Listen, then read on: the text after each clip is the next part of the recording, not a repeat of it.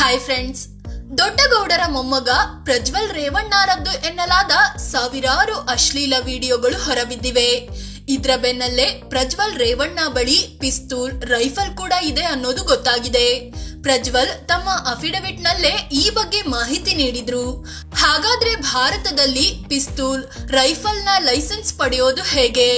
ಅದರ ಬಳಕೆಗೆ ಸಂಬಂಧಿಸಿದಂತೆ ಇರೋ ರೂಲ್ಸ್ ಏನು? ಯಾರು ಬೇಕಾದ್ರೂ ತಮ್ಮ ಆತ್ಮರಕ್ಷಣೆಗೆ ಅಂತ ಶಸ್ತ್ರಾಸ್ತ್ರ ಖರೀದಿಸಬಹುದಾ? ಎಲ್ಲವನ್ನು ಈ ವಿಡಿಯೋದಲ್ಲಿ ಹೇಳ್ತೀವಿ. ಅದಕ್ಕೂ ಮುನ್ನ ನೀವಿನ್ನು ನಮ್ಮ ಚಾನಲ್ಗೆ ಸಬ್ಸ್ಕ್ರೈಬ್ ಆಗಿಲ್ಲ ಅಂದ್ರೆ ಈ ಕೂಡಲೇ ಆಗಿ ಪಕ್ಕದ ಗಂಟೆ ಗುರುತಿನ ಮೇಲೆ ಕ್ಲಿಕ್ ಮಾಡಿ. ಜನರು ಪಡಿಬಹುದು ಶಸ್ತ್ರಾಸ್ತ್ರದ ಲೈಸೆನ್ಸ್. ದೇಶದಲ್ಲಿನ ಪ್ರತಿಯೊಬ್ಬರ ರಕ್ಷಣೆಗೆ ಅಂತಲೇ ಸೇನೆ, ಪೊಲೀಸ್ ಮತ್ತು ಕಾನೂನು ವ್ಯವಸ್ಥೆ ಇದೆ. ಆದ್ರೆ ಎಲ್ಲಾ ಟೈಮಲ್ಲೂ ಸರ್ಕಾರ ಜನರಿಗೆ ರಕ್ಷಣೆ ನೀಡಲು ಸಾಧ್ಯವಾಗುವುದಿಲ್ಲ. ತಮ್ಮ ರಕ್ಷಣೆಯನ್ನು ತಾವೇ ಮಾಡಿಕೊಳ್ಬೇಕಾಗುತ್ತೆ. ತಮ್ಮ ಜೀವಕ್ಕೆ ತುಂಬಾ ಗಂಭೀರ ಅಪಾಯ ಇದೆ ಅಂತಾದ್ರೆ ಶಸ್ತ್ರಾಸ್ತ್ರ ಕೂಡ ಬೇಕಾಗುತ್ತೆ. ಹಾಗಂತ ತಮಗಿಷ್ಟ ಬಂದ ಹಾಗೆ ಪಿಸ್ತೂಲು, ಬಂದೂಕುಗಳನ್ನು ಖರೀದಿಸಿ ಇಟ್ಕೊಳ್ಳುವಂತಿಲ್ಲ. ಹೀಗೆ ಮಾಡಿದ್ರೆ ಪೊಲೀಸರು ಶಸ್ತ್ರಾಸ್ತ್ರ ಕಾಯ್ದೆ ಅಡಿಯಲ್ಲಿ ಅರೆಸ್ಟ್ ಮಾಡಿ ಒಳಗೆ ಹಾಕ್ತಾರೆ. ಉದಾಹರಣೆಗೆ ಸಂಜಯ್ ದತ್ ಇದೇ ಅಪರಾಧಕ್ಕಾಗಿ ಹಲವು ವರ್ಷಗಳನ್ನ ಜೈಲಿನಲ್ಲಿ ಕಳೆದಿದ್ದಾರೆ. ಜೀವಕ್ಕೆ ಎಷ್ಟೇ ಅಪಾಯ ಇದ್ದರೂ ಶಸ್ತ್ರಾಸ್ತ್ರ ಹೊಂದಬೇಕಾದ್ರೆ ಸರ್ಕಾರದ ಕೆಲವೊಂದು ನಿಯಮಗಳಿವೆ. ಲೈಸೆನ್ಸ್ ಹೊಂದಬೇಕಾಗುತ್ತೆ. ಇದೊಂದು ದೀರ್ಘ ಪ್ರಕ್ರಿಯೆ ಆಗಿದೆ. ಶಸ್ತ್ರಾಸ್ತ್ರದ ಲೈಸೆನ್ಸ್ ಪಡೆಯೋದು ಹೇಗೆ? 1959ರ ಶಸ್ತ್ರಾಸ್ತ್ರ ಕಾಯ್ದೆ ಪ್ರಕಾರ ದೇಶದ ಯಾವುದೇ ಪ್ರಜೆಯ ಜೀವಕ್ಕೆ ದೊಡ್ಡ ಮಟ್ಟದಲ್ಲಿ ಅಪಾಯ ಇದ್ರೆ ಆತ್ಮರಕ್ಷಣೆಗೆ ಅಂತ ಶಸ್ತ್ರಾಸ್ತ್ರದ ಲೈಸೆನ್ಸ್ ನೀಡಬಹುದು. ಈ ಲೈಸೆನ್ಸ್ಗೆ ಅರ್ಜಿ ಸಲ್ಲಿಸೋ ವ್ಯಕ್ತಿಗೆ 21 ವರ್ಷ ಅಥವಾ ಅದಕ್ಕಿಂತ ಹೆಚ್ಚು ವಯಸ್ಸಾಗಿರ್ಬೇಕು. ಮಾನಸಿಕವಾಗಿ ಯಾವುದೇ ಸಮಸ್ಯೆ ಇರಬಾರ್ದು. ಯಾವುದೇ ರೀತಿಯ ಅಪರಾಧಿಕ ಹಿನ್ನೆಲೆ ಇರಬಾರ್ದು. ಹೀಗೆ ಎಲ್ಲಾ ಅರ್ಹತೆ ಇದ್ದವರು ಜಿಲ್ಲಾಧಿಕಾರಿಗಳ ಕಚೇರಿಗೆ ಅರ್ಜಿ ಸಲ್ಲಿಸಬಹುದು. ಆನ್ಲೈನ್ ಮೂಲಕವೂ ಸಲ್ಲಿಸಬಹುದು. ಈ ಫಾರ್ಮ್ ಒಂದೊಂದು ರಾಜ್ಯದಲ್ಲಿ ಒಂದೊಂದು ರೀತಿ ಇರುತ್ತೆ. ಇದರಲ್ಲಿ ಅರ್ಜಿದಾರರ ಹೆಸರು, ತಂದೆ ಹೆಸರು, ಜನ್ಮಸ್ಥಾನ, ಶಿಕ್ಷಣ, ಉದ್ಯೋಗ ಅಥವಾ ಉದ್ಯಮ, ತಮ್ಮ ವಿಳಾಸ ಮತ್ತು ಮನೆ ಹತ್ತಿರದ ಪೊಲೀಸ್ ಸ್ಟೇಷನ್ ಸೇರಿದಂತೆ ಕಂಪ್ಲೀಟ್ ಡೀಟೇಲ್ಸ್ ಕೊಡಬೇಕಾಗುತ್ತೆ. ಯಾವ ರೀತಿಯ ಶಸ್ತ್ರಾಸ್ತ್ರ ಬೇಕು ಅನ್ನೋದನ್ನ ಉಲ್ಲೇಖಿಸಬೇಕು. ಯಾಕಂದ್ರೆ ಆಯ್ದ ಕೆಲವೊಂದು ಶಸ್ತ್ರಾಸ್ತ್ರಗಳಿಗೆ ಮಾತ್ರವೇ ಲೈಸೆನ್ಸ್ ನೀಡಲಾಗುತ್ತೆ. ಯಾವ ಕಾರಣಕ್ಕೆ ಶಸ್ತ್ರಾಸ್ತ್ರ ಬೇಕು ಅಂತ ಕೂಡ ಡೀಟೇಲ್ ಆಗಿ ಮಾಹಿತಿ ನೀಡಬೇಕು. ಜೊತೆಗೆ ಅರ್ಜಿಯಲ್ಲಿ ತಿಳಿಸಿದ ಕೆಲವೊಂದು ದಾಖಲೆ ಪ್ರತಿಯನ್ನು ಕೂಡ ನೀಡಬೇಕು. ವೈದ್ಯರಿಂದ ಮಾನಸಿಕ ಮತ್ತು ದೈಹಿಕ ಫಿಟ್ನೆಸ್ ನ ಪ್ರಮಾಣ ಪತ್ರ ಕೂಡ ಸಲ್ಲಿಸಬೇಕು. ಆದಾಯ, ಸಾಲ, ಆಸ್ತಿ ಮತ್ತು ತೆರಿಗೆ ಸಂಬಂಧಿತ ಡೀಟೇಲ್ಸ್ ಕೂಡ ನೀಡಬೇಕು. ಪೊಲೀಸರಿಂದ ಶುರುವಾಗುತ್ತೆ ತನಿಖೆ. ಹೌದು, ಶಸ್ತ್ರಾಸ್ತ್ರಕ್ಕೆ ಅರ್ಜಿ ಸಲ್ಲಿಸಿದ ಬಳಿಕ ಇದು ಸ್ಥಳೀಯ ಪೊಲೀಸ್ ಠಾಣೆಗೆ ಹೋಗುತ್ತೆ. ಅವರು ಅರ್ಜಿದಾರರ ವೆರಿಫಿಕೇಶನ್ ಪ್ರಕ್ರಿಯೆ ಶುರು ಮಾಡ್ತಾರೆ. ಇಡೀ ಪ್ರಕ್ರಿಯೆಯಲ್ಲಿ ಇದು ತುಂಬಾ ಇಂಪಾರ್ಟೆಂಟ್ ಆಗಿರುತ್ತೆ. ಪೊಲೀಸರ ಗ್ರೀನ್ ಸಿಗ್ನಲ್ ಇಲ್ಲದೆ ಲೈಸೆನ್ಸ್ ಪಡೆಯಲು ಸಾಧ್ಯವೇ ಇಲ್ಲ. ಪೊಲೀಸರು ಎಲ್ಲಾ ರೀತಿಯ ವೆರಿಫಿಕೇಶನ್ ನಡೆಸಿ ಅರ್ಜಿಯನ್ನು ಎಸ್ಪಿ ಕಚೇರಿವರೆಗೆ ತಲುಪಿಸುತ್ತಾರೆ.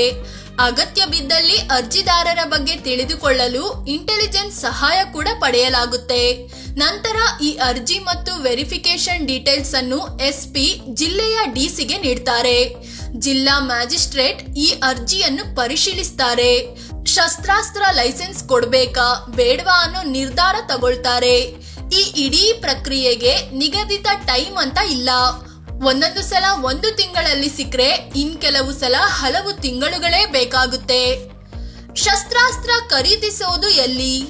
ಸರ್ಕಾರದಿಂದ ಲೈಸೆನ್ಸ್ ಸಿಕ್ಕ ಬಳಿಕವೂ ತಮಗೆ ಎಲ್ ಬೇಕೋ ಅಲ್ಲಿ ಶಸ್ತ್ರಾಸ್ತ್ರ ಖರೀದಿಸುವಂತಿಲ್ಲ. ಸರ್ಕಾರದಿಂದ ಮಾನ್ಯತೆ ಪಡೆದಿರೋ ಅಂಗಡಿಗಳಿಂದಲೇ ಶಸ್ತ್ರಾಸ್ತ್ರ ಖರೀದಿಸಬೇಕು. ನಂತರ ಅದನ್ನ ಸ್ಥಳೀಯ ಪೊಲೀಸ್ ಠಾಣೆಗೆ ತಗೊಂಡು ಹೋಗಿ ಅದರ ಕಂಪ್ಲೀಟ್ ಡೀಟೇಲ್ಸ್ ನೀಡಬೇಕು. ರಿಜಿಸ್ಟರ್ ಮಾಡಿಸಬೇಕು. ನಂತರವಷ್ಟೇ ಅರ್ಜಿದಾರ ಶಸ್ತ್ರಾಸ್ತ್ರವನ್ನ ಮನೆಗೆ ತಗೊಂಡು ಹೋಗಬಹುದು. ಇನ್ನು ಬಂದೂಕು ತಗೊಂಡ್ರೆ ಅದಕ್ಕೆ ಮದ್ದುಗುಂಡುಗಳು ಕೂಡ ಬೇಕಾಗುತ್ತೆ. ಆದ್ರೆ ಇಂತಿಷ್ಟೇ ಬುಲೆಟ್ ಖರೀದಿಸಬಹುದು ಅಂತ ರೂಲ್ಸ್ ಇರುತ್ತೆ. ಲೈಸೆನ್ಸ್ ಇದ್ರೂ ಇಷ್ಟ ಬಂದಂಗೆಲ್ಲ ಗುಂಡು ಹಾರಿಸೋ ಹಾಗಿಲ್ಲ. ಪ್ರತಿಯೊಂದು ಬುಲೆಟ್ ನ ಲೆಕ್ಕ ಸರ್ಕಾರಕ್ಕೆ ಕೊಡಬೇಕಾಗುತ್ತೆ. ಆಗ ಮಾತ್ರವೇ ಹೊಸದಾಗಿ ಬುಲೆಟ್ ಖರೀದಿ ಸಾಧ್ಯವಾಗುತ್ತೆ. ದುರ್ಬಳಕೆ ಮಾಡಿದ್ರೆ ಜೈಲು ಶಿಕ್ಷೆ. ಲೈಸೆನ್ಸ್ ಇರೋ ಬಂದೂಕನ್ನು ಆತ್ಮರಕ್ಷಣೆಗೆ ಮಾತ್ರವೇ ಬಳಸಬೇಕು. ಒಂದ್ ವೇಳೆ ಶಸ್ತ್ರಾಸ್ತ್ರವನ್ನು ದುರ್ಬಳಕೆ ಮಾಡಿದ್ರೆ, ಶೋಕಿಗೆ ಗಾಳಿಯಲ್ಲಿ ಗುಂಡು ಹಾರಿಸಿದ್ರೆ ಅಂತವರ ಲೈಸೆನ್ಸ್ ಕ್ಯಾನ್ಸಲ್ ಆಗುತ್ತೆ. ಶಸ್ತ್ರಾಸ್ತ್ರವನ್ನು ಪೊಲೀಸರು ವಶಕ್ಕೆ ಪಡಿತಾರೆ. ಜೊತೆಗೆ ಶಸ್ತ್ರಾಸ್ತ್ರ ಕಾಯ್ದೆ ಪ್ರಕಾರ ಕಾನೂನು ಕ್ರಮ ಕೈಗೊಳ್ಳಲಾಗುತ್ತೆ. ಅಷ್ಟೇ ಅಲ್ಲ, ಸರ್ಕಾರ ಯಾವುದೇ ವ್ಯಕ್ತಿಗೆ ಅನಿರ್ದಿಷ್ಟಾವಧಿಗೆ ಶಸ್ತ್ರಾಸ್ತ್ರ ಲೈಸೆನ್ಸ್ ನೀಡೋದಿಲ್ಲ. ಪ್ರತಿ 5 ವರ್ಷಕ್ಕೊಂದು ಸಲ ಲೈಸೆನ್ಸ್ ಅನ್ನು ರಿನಿವಲ್ ಮಾಡಿಸಬೇಕಾಗುತ್ತೆ. ಆಗ ಮತ್ತೆ ಅರ್ಜಿದಾರನ ಎಲ್ಲಾ ದಾಖಲೆಗಳನ್ನು ವೆರಿಫಿಕೇಶನ್ ನಡೆಸಲಾಗುತ್ತೆ. ಒಬ್ಬ ವ್ಯಕ್ತಿ 2ಕ್ಕಿಂತ ಹೆಚ್ಚು ಶಸ್ತ್ರಾಸ್ತ್ರ ಹೊಂದಲು ಅನುಮತಿ ಇಲ್ಲ. ಇನ್ನು ಲೈಸೆನ್ಸ್ ಮೂಲಕ ಶಸ್ತ್ರಾಸ್ತ್ರ ಪಡೆದಿದ್ರು ಸರ್ಕಾರ ಹೇಳಿದಾಗ ಅದನ್ನು ಪೊಲೀಸರಿಗೆ ಒಪ್ಪಿಸಬೇಕು.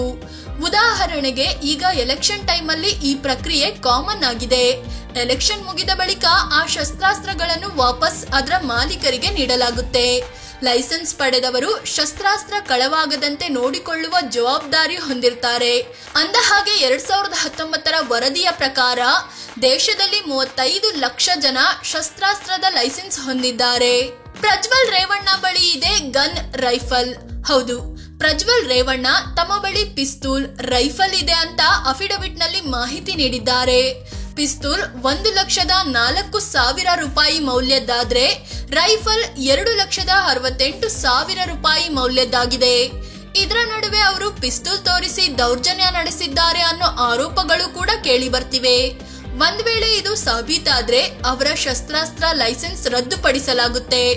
ಜೊತೆಗೆ ಅದನ್ನು ಸರ್ಕಾರ ವಶಕ್ಕೆ ಪಡೆಯುತ್ತೆ. ಕೊಡವರಿಗೆ ಇಲ್ಲ ಈ ರೂಲ್ಸ್.